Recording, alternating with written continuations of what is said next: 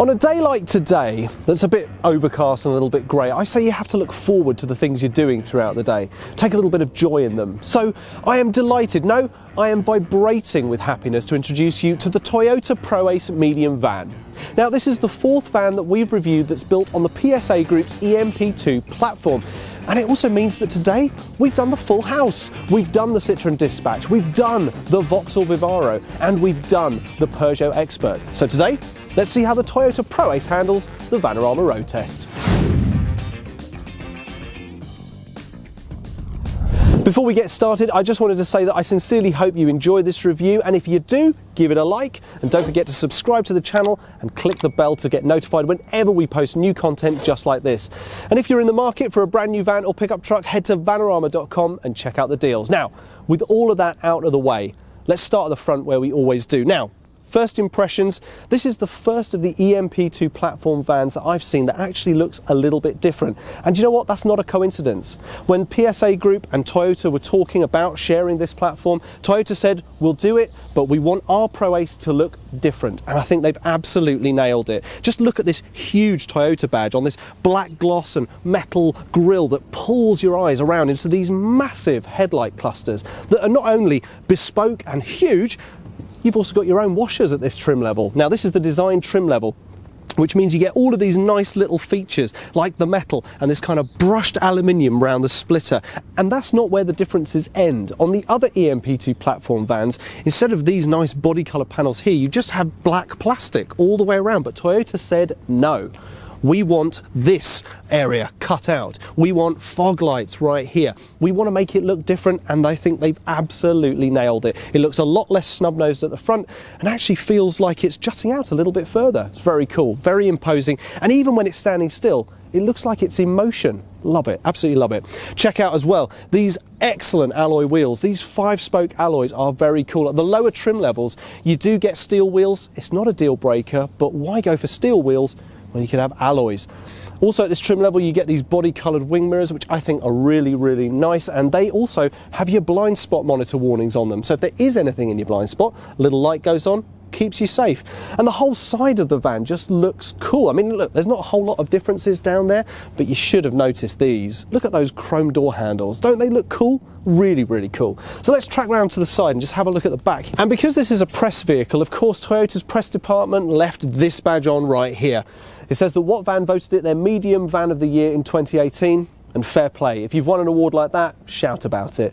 Now the back end again doesn't look that different from the other EMP2 platform vans, but there's the nice chrome door handles, a much bigger brand badge right there, and Proace written here. And if you were under any doubt that you were driving a Proace, they've put it on the loading lip here, which I just think looks great. Now I would crack these doors open and show you the interior of the loading bay, but we're going to do the cabin first. So let's go.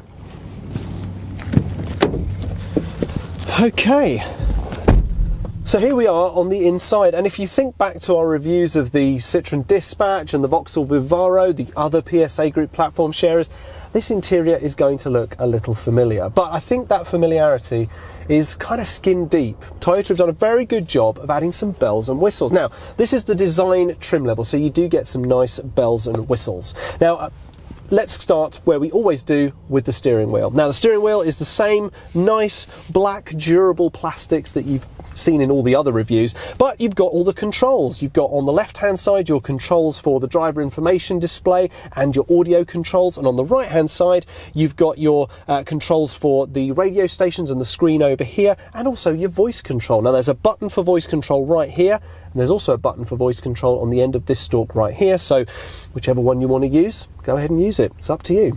Now behind the steering wheel you'll also see that we've got paddle shifters. Now this is an automatic vehicle, so these don't engage unless you tell the vehicle that you actually want to use them. You have to manually say, I want to go manual, and then you can use those, and they're very nice, very functional, very easy to use. The dashboard is very nice and clear, and in the middle is a full colour driver information display which shows all the usual information such as your speed, your average miles per gallon, your emissions. Over here you've got a nice clear speedo, a nice clear rev counter, and just above it a very clear oil temp gauge and your fuel gauge as well, which is, well, very near the top, which means we can go for an excellent long drive a little bit later. On the dashboard up the top, you've got the PSA Group cup holder. Now look, I have spoken at great length about my disappointment with these cup holders, and well, they're here as well. I'll say no more about it. In the middle, you've got a nice flip top cubby hole. Now, it's not the deepest ever, but the addition of the lid means that anything you put in there will stay there. In the middle down here, you've got your big infotainment screen, and at the design trim level on the Toyota Proace, you get sat-nav as standard. Great addition. You've also got the usual settings, such as all your car settings, the general settings for the screen itself, your apps where you'll be able to access Android Auto and Apple CarPlay, and also your phone settings. You can hook your phone up two ways really. You can hook it up through USB connection or through Bluetooth. Below the screen you've got your air conditioning, and it's very good. I've always said this about these particular vans, their air conditioning systems are ace. Below that you've got a line of buttons. There are some blank ones, but you've got your full lock here, you've got your load bay lock here, your hazards just next to it, and you can turn traction control on and off using this button right here. To the right down here, just below that little cubby hole where I stashed our key fob, is the ignition button, and to the left of it you've got your USB socket and a 12-volt socket as well. Now, oh my goodness, where's the gear stick? Well, this is an automatic vehicle, and instead of a sort of an up-down or a sort of selector handle, you've actually got a radial dial down here, which is nice and it's very easy to use. And as I said, if you want to use the paddles up here and go full manual, you have to actually tell it to do that. So when you start the vehicle up, you have to press the M button, it activates these paddles and you can use those. Very nice. Okay, moving on to storage. Let's go for the glove box first. PSA Group glove box, there it is, but there's a difference. While the other ones are just plain old black plastic, in the Toyota Proace, ooh, lovely black felt. Below that you've got the strange little cubby hole here with this divider here. Again, I'm not sure what it's for. I don't know what they kind of imagined you stashing in there. Maybe that's one to ask the designers. And below it you've got this nice deep cubby hole that does seem to go on for miles, right the way to the back. And there are three other things in there that I just want to draw your attention to. You've got a 12-volt socket, your aux in, and your on-off switch for the passenger airbag. Right, under seat storage.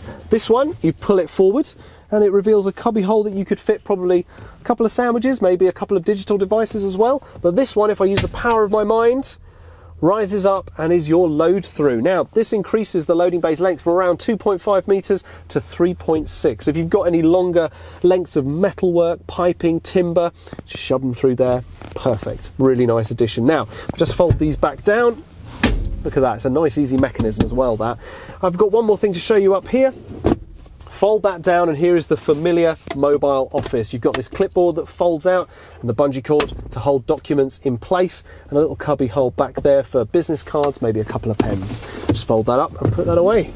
Now, let's get this on the road. It's a very nice interior and I'm looking forward to seeing how it handles on the road, if it's nice and comfy. But I do have one more thing to show you, the pièce de résistance, if you will. Start the engine.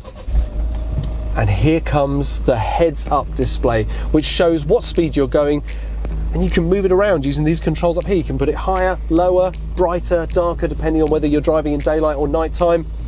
Let's get out there on the road, shall we? I mentioned at the beginning of the review that it was a bit overcast and a bit grey, but I thought we were going to be okay, that it was going to stay relatively dry, but no, the heavens have opened and they are absolutely tipping down on us. But that's great, it gives me an opportunity to try out the wipers, the demister settings, all sorts of stuff. I'm to be honest, very nice and warm in here. The wipers are doing a very good job and my visibility is pretty much perfect. The heads-up display is also a really nice addition. In weather such as this, when there's all that spray hitting the windscreen, you don't really want to take your eyes off the road. And you don't have to, you can always tell what speed you're at. Right now I'm clocking a very sensible 30 miles an hour in a 30 zone. So, perfect, nice, good to know. Now all the other vans I've driven that share this platform, I've had manual. This is the first one I've had which is fully automatic. Now this is a 2-litre diesel engine with an 8-speed automatic gearbox, and it's very, very nice and comfortable. The transitions between gears are very smooth, very comfortable. There's no having to muck around with the gears. I can just sit back and enjoy it. And when you're at the design trim level in the Toyota Proace, it's all about sitting back and enjoying it. It's a very comfortable interior. Admittedly, it's the same interior we sat in 3 times previous. It does just feel a little bit different. It feels a little bit more refined, The heads-up display adds that kind of futuristic side to it. The big screen in the middle with sat-nav as standard is a really nice addition as well. It's just all clear. It doesn't feel cluttered. For some reason, this whole front end of this vehicle just feels different, and I don't know how. I just can't put my finger on it. There are little changes, but they just don't feel like enough to make such a big difference, and yet they do. It's really strange. I'm going to have to rethink a few basic principles. Fuel economy is something that the PSA Group and Toyota on this platform talk about a lot. Their engines are all very efficient. This one, for instance, is a 2-litre diesel engine attached to that automatic 8-speed gearbox. I've got to be honest with you, we've been driving for a fair while now, and I was expecting, you know, high 20s, maybe just peaking into the 30s, but actually I'm getting an average miles per gallon of around 36 to 39 miles per gallon. For a diesel engine at 2 litres in size, it's pretty good. And you know what, I don't even mind that we're pulling up to temporary traffic lights right now. It's fine. It's a really comfortable front end, so I'm very happy. The automatic gearbox as well means that I'm not worrying about when I have to take off. Just sit here, wait. The hill assist has already kicked in, I can feel it. The engine stops because it's stop-start, and off we go again. Simple. Love it. It just feels very Toyota. The build quality on the outside is really nice. I love the fact that Toyota made a fuss to make the outside more interesting and more them than the other platform sharers. I love the fact that the interior has those few little bells and whistles. I love that it's got a HUD. I love that it's got the big infotainment screen. I like that the inside of the glove box is kind of felt lined. I'm also quite pleased to have already gotten the full house with these platform sharing vans. I did think I'd be in month 4 or 5 of our review cycle before I actually got to them, but I'm already here just at the tail end of month 3. So I've done them all. Citroën Dispatch, Vauxhall Vivaro, Peugeot Expert, and now the Toyota Proace. And you must remember that what I've always said is that I don't believe that platform sharing blunts innovation. There are a lot of industry observers that say that it does, but they're the ones that aren't taking into account the sheer amount of money it takes to actually develop a new van platform. It makes more sense to share. And actually, true innovation comes from those business realities. It costs a lot of money to develop a van platform. So, share it with a close business friend. Done. That's what Toyota have done. Make it your own. They've done it again with the Proace. Toyota actually said to PSA Group, we want it to be like one of ours. We know that it's going to have the same back end and the lack of height options, but we're going to make up for it by making it recognisably Toyota. They've done that too. So actually the innovation is very easy to see, and I've got to say that the other platform sharers may not necessarily have done it as aggressively as Toyota. This feels like a Toyota precisely because they pushed hard and they had to innovate on a common platform. It feels safe to drive, it feels efficient to drive, it feels like you're getting bags of power, it feels like you're getting good response. There's enough bells and whistles in here to keep you happy. The heads-up display is a great addition to this very, very well-rounded offering from Toyota.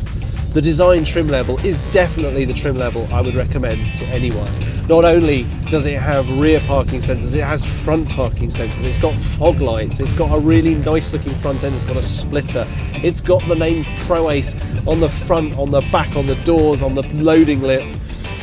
There's an element of pride from Toyota to put their name on this van, and I think I completely understand why they're proud. They've created a wonderful van, and there are several other editions of this vehicle coming out over the next few months that you will no doubt see. Early 2020 is going to offer up a fair few alternative versions of the Proace, including the black edition, which will be sort of a semi-step up from this one, a little bit more sporty on the outside, a little bit more luxurious on the inside. But right now, the Proace medium, the design trim level is the one I'd want to be driving around in. Alloy wheels, good looks, charm, sophistication, technology. It's got it all in bags.